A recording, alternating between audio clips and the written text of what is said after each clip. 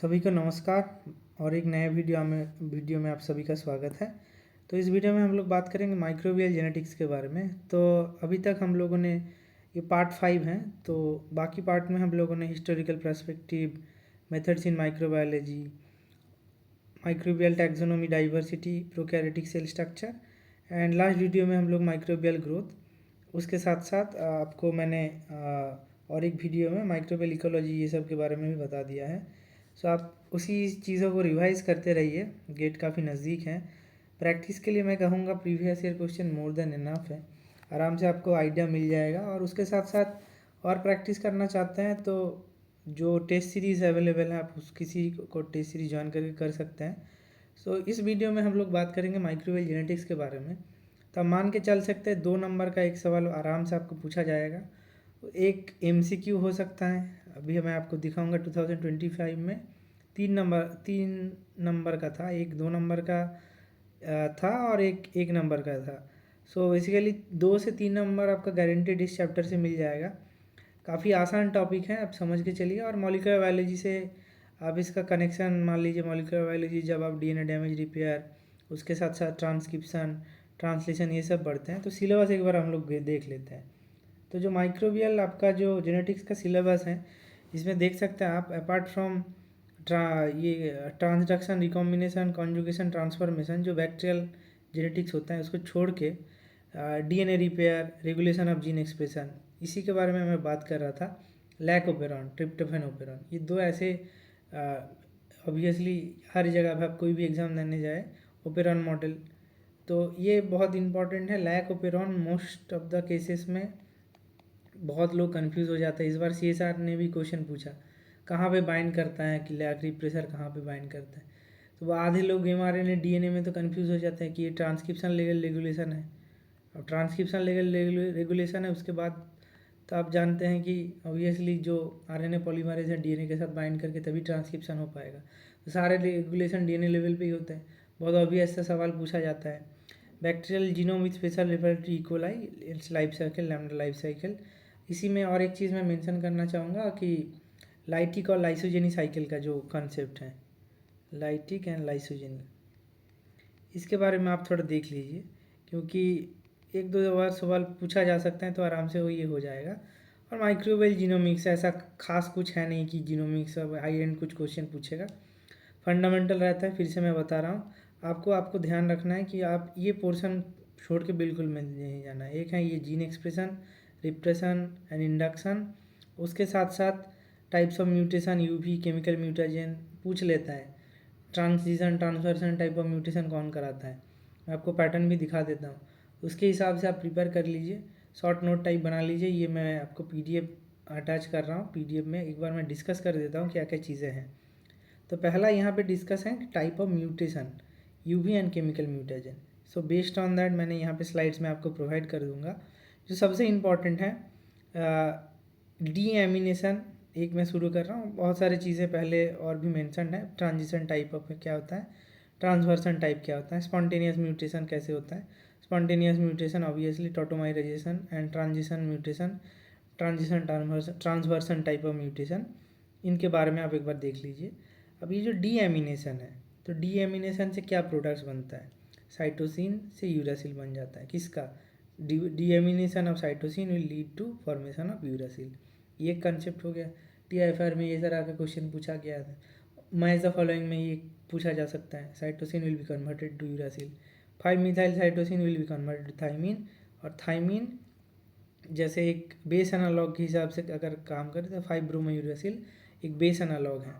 तो इसी के बारे में 2-4 पॉइंट्स, एक एक एग्जाम्पल आपको ध्यान रखने हैं जो बहुत कॉमन रिपीटेटिव हैं। जैसे आप डीएमिनेटिंग एजेंट हो गया nitrous acid, this cause transition type of mutation.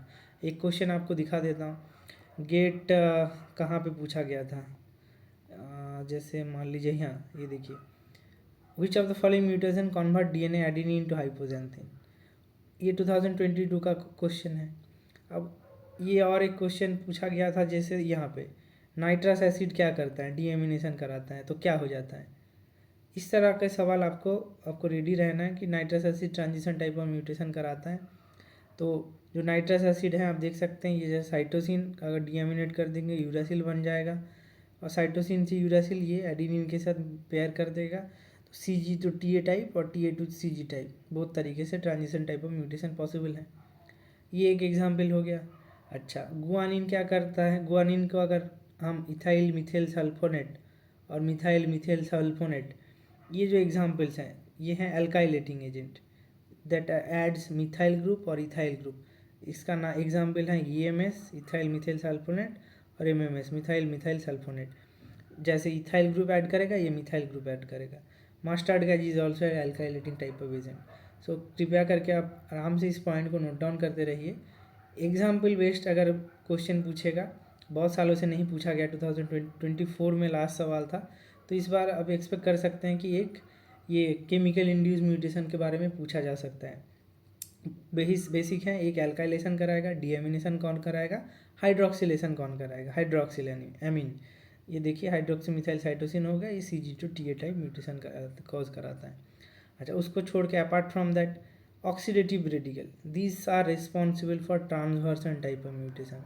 बहुत रेयर ऐसे हैं कि ट्रांसवर्सन आपको देखने के लिए मिल जाएगा डायरेक्टली।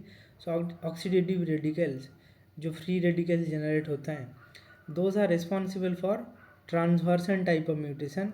ये पॉइंट आप एक बार रीड थ्रू कर लेंगे आराम से, आपको समझ में आ जाएगा। Next is intercalating agent. Intercalating proflavin actinin orange, those are intercalated in between, दो बेस पेयर के बीच में घुस जाता है। ये आप डीएनए है, डीएनए डबल हेलिक्स है, तो ये जैसे ETBR है, ETBR is also an intercalating agent. So these are proflavin actinin orange. Apart from that radiation, जैसे सभी लोग जानते हैं कि ये यूवी लाइट जब गिरता है थाइमिन थाइमिन पायरिमिडीन डाइमर बन जाता है दो थाइमिन के बीच में, तो ये थाइमिन डाइमर हो जाता है। Apart from that cytosine dimer and thymine cytosine dimer ये भी बनता है, ये भी पॉसिबल है। Next comes what are the types of mutation, missense nonsense, इसमें एक्सप्लेन करने का कोई ज़रूरत नहीं है। नेक्स्ट है डीएनए रिपेयर मैकेनिज्म में आपको जो चीज़ ध्यान रखना है, match the following type of question.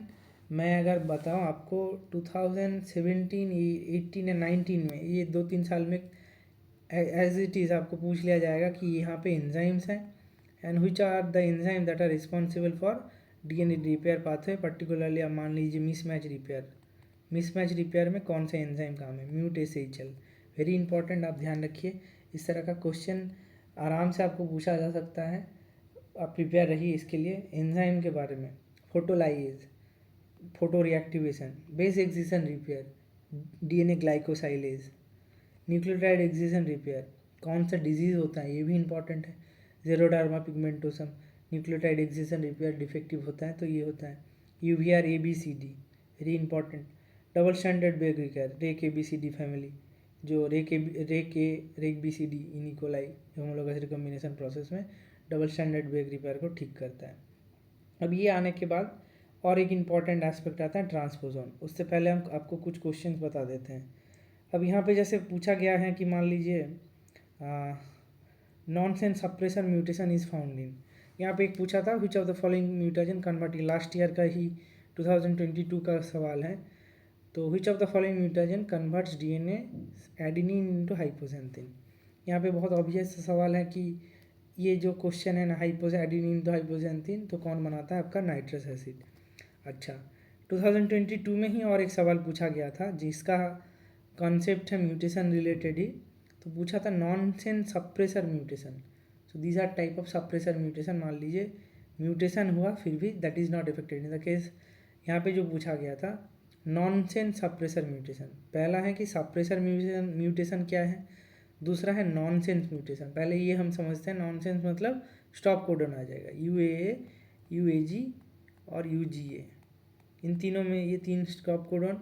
अगर म्यूटेशन हो कि ये 3 स्टॉप कोडन, सपोज मान लीजिए UGA बन गया कोई, मान लीजिए पहले UGC था, UG, हाँ UGC नहीं, C तो ऑब्वियसली साइटोसिन है, UGG था, G2A, यहाँ पे ये चेंज हो गया। सो ये एक स्टॉप कोडन बन गया। अगर स्टॉप कोडन बन गया तो ये obviously pre mature transcription termination हो जाएगा, प्रोटीन बन नहीं पाएगा, ट्रांकेट हो जाएगा। So that is a type of mutation. अब सप्रेसर म्यूटेशन ऐसा है, सपोज ये स्टॉप कोडॉन है UAA, UAG, UGA, ये स्टॉप कोडॉन को भी रीड कर सकता है, तो that will B suppression mutation. तो tRNA ऐसा होगा। RNA में तो ऑब्वियसली आपका स्टॉप कोडॉन रहता है, स्टार्ट कोडॉन ऑफ mRNA नहीं होता है, स्टॉप कोडॉन ऑफ mRNA तो ऑब्वियसली नहीं होगा। नॉन से suppression mutation is found in that is in the tRNA, जो रीड करता है, जो अमीनो एसिड को पकड़ के लेके आता है। आपका ये पी साइड रहता है, APERE, ये for E for exit, P side में पेप्टाइड ट्रांसफर रिजेक्शन सेंटर है। तो इसके हिसाब से आपको ऑप्शन एलिमिनेट करके करना था। अच्छा, और क्या पूछा गया था आपका म्यूटेशन के रिगार्डिंग? यहाँ पे और कुछ नहीं था। लास्ट क्वेश्चन आपको पूछा गया था 2024 में, which of the following is are the consequence of nitrous acid. आप एक बार देख लीजिए, आराम से आपको समझ में आ जाएगा। और ये ट्रांसलेशन रिलेटेड क्वेश्चन भी पूछा गया था। अच्छा, आगे बढ़ते हैं। ट्रांसपोजोन के बारे में जनरली नहीं पूछा गया है काफ़ी सालों से। अगर पूछा जाएगा तो सेम एग्जाम्पल वाइज अगर क्वेश्चन पूछा जाएगा, सिंपल ट्रांसपोजोन्स क्या होता है, इंसर्शन सीक्वेंस क्या है, IS एलिमेंट बोला जाता है, composite transposon, non composite transposon, this are all example. Kindly एक बार नोट डाउन कर लीजिए पॉइंट्स, यहाँ पे सारी चीज़ मेंशन्ड है। जिसमें इंसर्शन सीक्वेंस नहीं रहता है, those are referred to as non composite transposon, बस। अच्छा, vertical and horizontal gene transfer, जिसमें ट्रांसफॉर्मेशन, कंजुगेशन एंड ट्रांसडक्शन होता है। अब जो ट्रांसफॉर्मेशन है, cell to cell contact, transformation में बाहर से DNA अपटेक हो जाता है, कॉन्जुगेशन में सेल टू सेल कॉन्टैक्ट चाहिए। जैसे एकदम डायरेक्ट क्वेश्चन में आपको लेके चल सकता हूँ। यहाँ पे जैसे पूछा जाता है, मान लीजिए merodiploids, which of the following conjugation will result in the formation of merodiploid. और नीचे भी और सवाल पूछे जाते हैं, ये वाले जीन मैपिंग वाले सवाल पूछे जाते हैं, जो 2025 में भी पूछा गया है। देखिए 2021 में लास्ट क्वेश्चन इस तरह का बना था, इस साल लास्ट ईयर 2025 में सेम चीज़ रिपीट हो गया, सेम चीज़ जैसा बाई डायरेक्शन रेप्लिकेशन है, तो कौन सा जीन आगे, उसके बाद कौन सा जीन उसके बाद आएगा। सो माइक्रोबायोलॉजी जेनेटिक्स का ये सबसे इम्पॉर्टेंट पार्ट है। कंसेप्ट तो आपको ध्यान रखना ही है, उसको छोड़ के ये मेरोडिप्लॉइड वाला कंसेप्ट, मेरोडिप्लॉइड मतलब ये वाला जो आपका, जैसे आप मान लीजिए HFR सेल है, उसके साथ F- सेल है, तो HFR सेल और F- सेल में कभी भी अगर रिकॉम्बिनेशन हो रहा है, so that will be incomplete recombination. HFR cell will be always remaining HFR cell, और F- सेल कभी F+ में कन्वर्ट नहीं होंगे।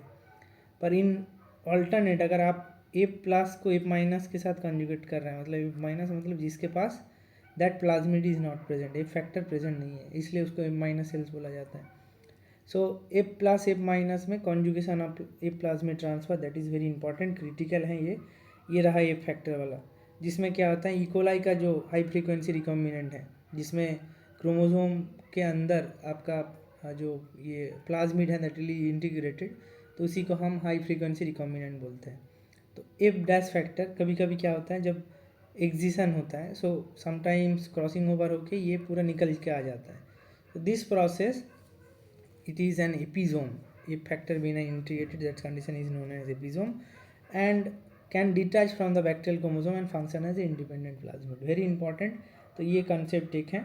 ट्रांसडक्शन सभी को पता है, अलग से कुछ बताने की ज़रूरत नहीं है, जनरलाइज और specialised. Lambda is specialised transducing phage, and P1 P22 बाकी जो आपके हैं, these are all transducing, generalise हम यूज़ करते हैं जनरली। स्पेशलाइज के लिए lambda phage, vector phage, lambda use होता है। अच्छा, रेप्लिका वेटिंग में 2023 में क्वेश्चन पूछा था, replica plating, direct selection of mutant को आपको कैसे पता करेंगे, ये एक कॉन्सेप्ट हो गया। जस्ट वेलवेट प्रेट, ये सभी को पता है, रिपीट करने का ज़रूरत नहीं है। एम्स टेस्ट, ये भी काफ़ी मैं कह सकता हूँ कि म्यूटाजेनेसिस म्यूटेशन के पहले चैप्टर में ही आता है, तो आप मान के चल सकते हैं इस तरह का क्वेश्चन बन जाएगा। तो एम्स टेस्ट ऑब्वियसली। यहाँ पे जो क्रिटिकल है ये वाला चीज़, एक है पहला कि सैल्मोनेला लिया गया था, दूसरा हिस्टीडीन माइनस ऑक्सोट्रॉप था, और म्यूटाजन क्या करेगा, it will converted to his plus cell. So और क्या इसमें क्या किया गया था कि आपका जो रैट लीवर एक्सट्रैक्ट है, rat liver extract for the activation of that compound use किया गया था। So screening of chemicals for mutagenesis, this is known as Ames test, and ये पूछा गया है, तो ये पूछा जा सकता है, आप इसको नोट डाउन कर लीजिए आराम से। तो ये कंसेप्ट मैंने बता दिया एक बार, बस जितने स्लाइड्स हैं उतने स्लाइड्स आप कर लेंगे, मोर देन इनफ है, आपको और ध्यान रखने की ज़रूरत नहीं है। अब आ जाते हैं हम regulation of gene expression in prokaryote, जो मॉलिक्यूलर बायोलॉजी का ही पार्ट है, आप कहीं जगह पे पढ़ते हैं इसको। गेट का one of the most favourite topic है, जैसे 2025 में ये लैकोपेरॉन रिलेटेड सवाल पूछा गया था। 2025 से अगर मैं आगे बढ़ूँ तो जैसे 2023 में क्वेश्चन पूछा गया था। सो मैं एक्सपेक्ट करता हूँ 2026 में लैकोपेरॉन से डायरेक्ट अगर क्वेश्चन ना भी आए, कंसेप्ट से पूछा जा सकता है। और अगर हॉटस्पॉट बताऊँ, इस बार म्यूटेशन से क्वेश्चन आने का प्रोबेबिलिटी ज़्यादा है। अगर 24 में पूछा गया म्यूटेशन है, नहीं पूछा गया 2025 में, सो मोस्ट प्रोबेबली 2025 का जो मेरा प्रेडिक्शन है, आप मान के चल सकते हैं 2025 में म्यूटेशन रिलेटेड क्वेश्चन पूछा जा सकता है। And basic molecular biology, replication और ट्रांसक्रिप्शन के बारे में भी पूछा जा सकता है, सब उसको भी तैयार कर लीजिए। सो यहाँ पे जो क्वेश्चन पूछा जाता है, मैं रिपीट नहीं कर रहा हूँ, लैकोपेरॉन में ऐसा कुछ है नहीं। यहाँ पे आप देख सकते हैं ये आरएनए पॉलीमरेज है, आधे लोग तो ढेर हो जाते हैं यहीं पे। प्रोमोटर रेगुलेटर कहाँ पे हैं? ये भाई डीएनए लेवल पे हैं, तभी तो आपका ट्रांसक्रिप्शन होगा जब आरएनए पॉलीमरेज आके बाइंड करेगा। सीएसआर का अभी जो लास्ट कुछ दिन पहले एग्जाम हुआ उसका क्वेश्चन है, आधे लोग उसी में ढेर हो जाते हैं, ये एमआरएनए के साथ बाइंड। कहाँ बना है एमआरएनए तो यहाँ पे आए हैं। प्रोमोटर आपका डीएनए पे है, ओपेरॉन कहाँ पे है? सारे तो यहीं पे हैं, स्ट्रक्चरल जीन्स के हैं। स्ट्रक्चरल जीन से ये पूरा ओपेरॉन बनाता है, जिसमें प्रोमोटर और रेगुलेटर आ जाता है। इसमें इतना कन्फ्यूजन की कोई ज़रूरत नहीं है। अब यहाँ पे सिंपल क्वेश्चन पूछा गया है 2025 में, जो सवाल पूछा गया है, ग्राफ देख के आप लोग क्या ही क्या है, आप जानते हैं कि सीक्वेंस क्या है, lac Z Y and A. तो ये जो लैक हैं, ऑब्वियसली पूरे प्रोसेस में अगर देखिए, ये कहाँ गया है, ये लैक ओपेरॉन, हाँ ये रहा lac operon, lac Z, lac Y, lac A, beta galactosidase, trans acetylase, lac permease. So यहाँ से ये आरएनए पॉलीमरेज जब ट्रांसक्रिप्शन चालू होगा, जेड वाई ए ऐसे करके आगे बढ़ेगा। इसी प्रोसेस में जो क्वेश्चन पूछा गया था, यहाँ पे बताया गया है, a culture of lac plus E coli is grown in a medium lacking lactose और any beta galactoside. Beta galactoside will degrade the lactose into glucose plus, ये पूरा प्रोसेस में ग्लूकोज प्लस, ये रहा आपका जो पूरा प्रोसेस है, ग्लूकोज प्लस गैलेक्टोज में तोड़ देगा। अब ग्लूकोज प्लस गैलेक्टोज में तोड़ने के लिए बीटा गैलेक्टोसाइडेज चाहिए। अब ये बीटा गैलेक्टोसाइडेज भी पहले नहीं है। The response of lac operon upon induction by lactose can be monitored by measuring the level of lac mRNA, beta galactosidase enzyme and permease enzyme. Which one of the following profile correctly captures the on-off response to the lactose? फिर से एक ही चीज़, अगर हमारे पास glucose है तो sales पहले glucose को priority देगा, और उसके बाद अगर ग्लूकोज ख़त्म हो गया तो लैक्टोज आएगा। So there is a diauxic growth कब मिलता है, there is a lag phase in between two. अगर आप दो शुगर एक साथ दे दीजिए, पहले ग्लूकोज यूज़ होगा उसके बाद लैक्टोज यूज़ होगा, ये भी कॉमन क्वेश्चन है। सो यहाँ पे जो पूछा गया दिस इज लैक्टोज एडेड, तो लैक्टोज अगर यहाँ पे मान लीजिए लैक्टोज ऐड हुआ है तो क्या बढ़ेगा? जब लैक्टोज एडेड है तो लैकोपेरॉन चलेगा, तो लैकोपेरॉन चलाने के लिए बीटा गैलेक्टोसाइडेज बनना चालू होगा। अब लैकोपेरॉन अगर चलेगा, आप ये कंसेप्ट समझिए, तो ये लैकोपेरॉन चलने लगा, ट्रांसक्रिप्शन हुआ, तो इससे लैक एमआरएनए बनेगा। सोचिए स्टेप बाय स्टेप, पहले ट्रांसक्रिप्शन होगा, कहाँ से? ये डीएनए से हुआ, ये लैकोपेरॉन है, उसके बाद ट्रांसक्रिप्शन हुआ, ट्रांसक्रिप्शन होने के बाद ट्रांसलेशन होगा, और ट्रांसक्रिप्शन होने के बाद ट्रांसलेशन होगा तो एमआरएनए बन जाएगा। ये कंडीशन सोचिए, एमआरएनए देखिए बन गया, ये दिख रहा है लैक एमआरएनए। अब उसके बाद जब ट्रांसलेशन होगा, ऑब्वियसली पूरे प्रोसेस में एक के बाद एक एंजाइम बनेगा, तो बीटा गैलेक्टोसाइडेज पहले बन जाएगा, उसके बाद लैक परमीज बनेगा। तो option P will be the right answer. यहाँ पे पहले लैक परमीज बन गया, उसके बाद लैक्टोज बीटा गैलेक्टोसाइडेज बन गया, जो बिल्कुल नहीं होगा। और यहाँ पे तो ड्रॉप हो गया, लैक्टोज रिमूव एक कांस्टेंट बन जाएगा, उसके बाद डिप्लीट होगा। यहाँ पे ऑब्वियसली जब आप लैक्टोज हटा देंगे तो लैक एमआरएनए भी बनना बंद हो जाएगा, और सब्सिक्वेंटली पूरे एंजाइम प्रोसेस, एंजाइमेटिक प्रोसेस बंद हो जाएगा। तो इस तरह का सवाल आपके लिए पूछा जाता है जनरली, बहुत आसान है, फंडामेंटल है। आपको एक बार फिर से मैं याद दिला दे रहा हूँ, कुछ नहीं करना है, कौन कौन सा कंडीशन है ये भी एक बार देखना है। जैसे मान लीजिए मेरो डिप्लॉयड वाला क्वेश्चन आई होप नहीं पूछा जाता है, पर फंडामेंटल जो है मान लीजिए कौन कौन सा कंडीशन है। जैसे साइक्लिक एमपी वाला जो क्वेश्चन पूछा गया था, कहाँ गया, ये रहा, गेट 2021 में से पूछा गया था। Which of the following event will contribute the induction of lac operon in wild time state? Direct binding of cyclic AMP to the promoter, binding of cyclic AMP to specific protein leading to its interaction with the promoter, elimination of cyclic AMP from the cell। ये तो नहीं होगा। Binding of cyclic AMP, accumulation of allolactose in the cells, lactose will be converted to allolactose and वो inducer की तरह काम करेगा। तो साइक्लिक AMP और जो आपका जो रेगुलेशन है साइक्लिक AMP और लैकोपेरॉन वाला रेगुलेशन, यहाँ पे ये पूछा जा सकता है। कैटाबोलिक डिप्रेशन हो गया। अब यहाँ पे मैंने ये रहा साइक्लिक एमपी वाला, तो साइक्लिक एमपी कैप के साथ बाइंड करेगा और इसका efficiency cyclic MP activated protein when glucose is low, ये पूरा प्रोटीन कॉम्प्लेक्स क्या करेगा, ये प्रोटीन पूरा cyclic MP cap complex bind करेगा ताकि आरएनए पॉलीमरेज चल पड़े। ये रहा 2021 का सवाल। ये रहा 2000, ये catabolic depression in bacteria is regulated by, कौन से ग्लूकोज के कंसेंट्रेशन के ऊपर डिपेंड करेगा। और एक जो था आपका गेट 2000 में 2020 में क्वेश्चन, यहाँ पे पता है कि ग्लूकोज अगर लो होगा, लैक्टोज हाई होगा, साइक्लिक एमपी हाई, ये कंडीशन पे लैकोपेरॉन मैक्सिमम एक्सप्रेशन देगा। तो 20 में क्वेश्चन पूछा गया है, मान लेता हूँ 21 में क्वेश्चन पूछा गया है, 22 में नहीं पूछा गया है, डायरेक्ट 23 में पूछा गया है। उसके बाद आप आ जाइए 25 में क्वेश्चन पूछा गया है। तो 2026 के लिए भी इम्पॉर्टेंट है मैं कहूँगा, पर पूछ लिया जा सकता है। लैकोपेरॉन यूनिवर्सल क्वेश्चन, आपको ध्यान रखना पड़ेगा, बस इतना ही। आगे बढ़ते हैं और क्या देखना पड़ेगा। मैंने प्रैक्टिस सेट भी आपके लिए एक डाल दिया है, आप उसको भी प्रैक्टिस कर लीजिएगा। ट्रिप्टोफैन ओपेरॉन है, इसमें कुछ खास बताना नहीं है। विब्रियो कॉलेरी वाला कोरम सेंसिंग तो एसाइल होमोसेराइन लैक्टोड, आई होप मैंने क्लास में डिस्कस किया, आप देख लीजिए। सेकेंडरी मैसेंजर की तरह जैसे काम करता है, सॉरी एक इंटर सेल कम्युनिकेशन में काम करता है quorum sensing. Gram negative bacteria Vibrio fischeri जो बॉब टेल स्क्विड में होता है, दैट इज़ रिस्पॉन्सिबल जब लो सेल डेंसिटी है और हाई सेल कंसनट्रेशन है, तो ये फ्लक्स को रेगुलेट करते हैं बाय इंड्यूसर। दूसरा है स्ट्रिंजेंट रिस्पॉन्स, ये generally mechanism to slow the growth of in response to nutritional status. ये कंडीशन में ये वाला जो मॉलिक्यूल है secondary messenger, that is guanosine tetraphosphate, ये भी 2025 में आपको क्वेश्चन मिल जाएगा। ये जो स्लाइड्स मैंने बनाया है 2025 के पहले मैंने यूट्यूब में भी वीडियो डाल के रखा था, अब मैच कर लीजिए। स्ट्रिंजेंट रिस्पॉन्स का पहले स्लाइड से एक डाला था, खाली पूछा था ये पीपीपी जीपी, ये एग्जाम्पल टाइप क्वेश्चन है आपके लिए।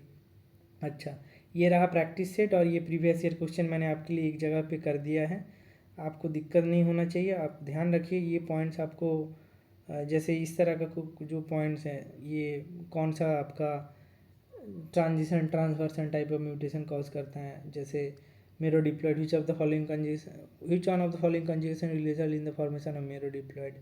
तो मेरो डिप्लॉयड का कंसेप्ट ये वाला पूछा जा सकता है। अच्छा, और मैंने जो बात की ये भी बात कर लिया, और कुछ प्रैक्टिस क्वेश्चन में मैंने डाल के रखा है, आप एक बार प्रैक्टिस कर लीजिए। और मैच द फॉलोइंग में इस तरह का क्वेश्चन पूछा जा सकता है। ये plasmid, R plasmid, T I plasmid, Col plasmid, ये T I plasmid tumour induction in plant बहुत ही ऑब्वियस है, और कॉल प्लाज्मिड बैक्टीरियोसिन प्रोड्यूस करता है जनरली। ट्रांसपोजोन में ये प्रॉपर्टीज़ के बेसिस पे पूछा जा सकता है।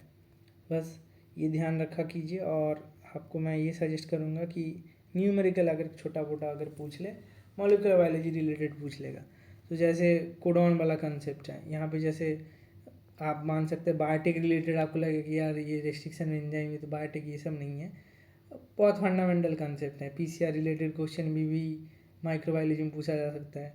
1 mole of circular bacterial plasmid was digested with high fidelity restriction enzyme. The plasmid has 5 restriction site for the enzyme used. तो ये गोल आपका प्लाज्मिड हो गया। अब इसमें आप लगा दीजिए 5 रेस्ट्रिक्शन साइट। 4, 1 2 3 4 5। तो कितने फ्रैगमेंट बने? 1 2 3 4 5। How many moles of fragment will be release upon cleavage at all side? 5। इससे ज़्यादा तो नहीं बनेंगे। इस तरह का सवाल आपके लिए बन सकता है। तो ये सिलेबस इतना ही था, मैं उसको और खींचूँगा नहीं। और आप ये जो PDF है आपको आराम से मिल जाएगा, मैं अटैच कर दूँगा और मिलता रहा है। और कुछ दिक्कत हो तो आप कांटेक्ट कर सकते हैं, मैं मदद कर जितना हो सके मदद करूँगा। तो माइक्रोवेव जेनेटिक्स को मैं यहीं पे कंक्लूड कर रहा हूँ।